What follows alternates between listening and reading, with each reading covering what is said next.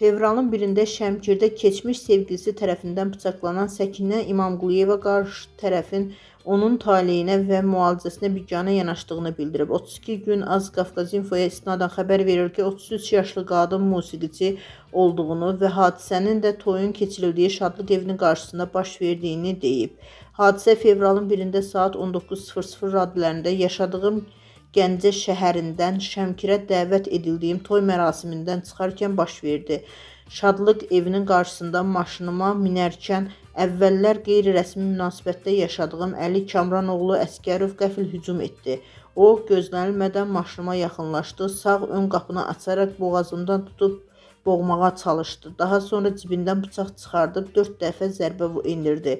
Zərbələrdən biri ürək nahiyəmə, üçü isə sol qoluma dəydi. Həmin vaxt bıçaq qırılaraq döş qəfəsimdə qaldı, yoxsa daha çox zərbə endirib məni öldürə bilərdi.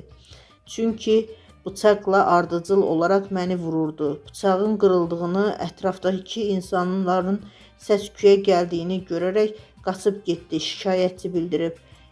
İmamquliyeva qeyd edib ki, hadisəyə səbəb onun sevgilisindən ayrılması olub. Artıq münasibətlərimiz bitmişdi. Əli Əsgərov ayrıldıqdan sonra məni mütəmadi izləyir, hədə-qorxu gəlirdi. Məni bıçaqlayandan sonra Şəmkir rayon mərkəzi xəstəxanasına, oradan isə Gəncə beynəlxalq xəstəxanasına aparılaraq əməliyyat olundum. Döş qəfəsimdə qırılıb qalan bıçağın kəsici hissəsi əməliyyatla bədənimdən xaric edildi. Hazırda səhhətimdə yaranmış ağır fəsadlar səbəbindən işləyə bilmirəm. Bu hadisəyə görə külli miqdarda maddi-mənəvi zərərlə üzləşmişəm. Qarşı tərəf isə heç maraqlanmır.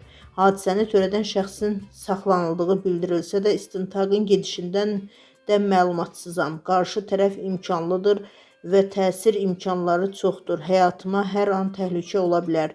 Bu işin ədalətli araşdırılmasını və təhlükəsizliyimin təmin olunmasını istəyirəm. Daxili İşlər Nazirliyinin Mətbuat Xidmətinin Gəncə Regional Qrupunun baş inspektoru Eşqin Qasımov bildirib ki, müraciətlə əlaqədar Şəmkir rayon polis şöbəsinin tədqiqat bölməsində müvafiq ekspertiza təyin olunmaqla araşdırma aparılır. Ekspertiza rəyinə görə hadisə zamanı kəsici deşici alətlə yüngül bədən xəsarəti yetirilməsi faktı təsdiqlənib. Cinayət Məcəlləsinin 128-ci maddəsi ilə cinayət işi başlanılıb, araşdırmalar davam etdirilir. Daxili İşlər Nazirliyinin rəsmisi əlavə edib.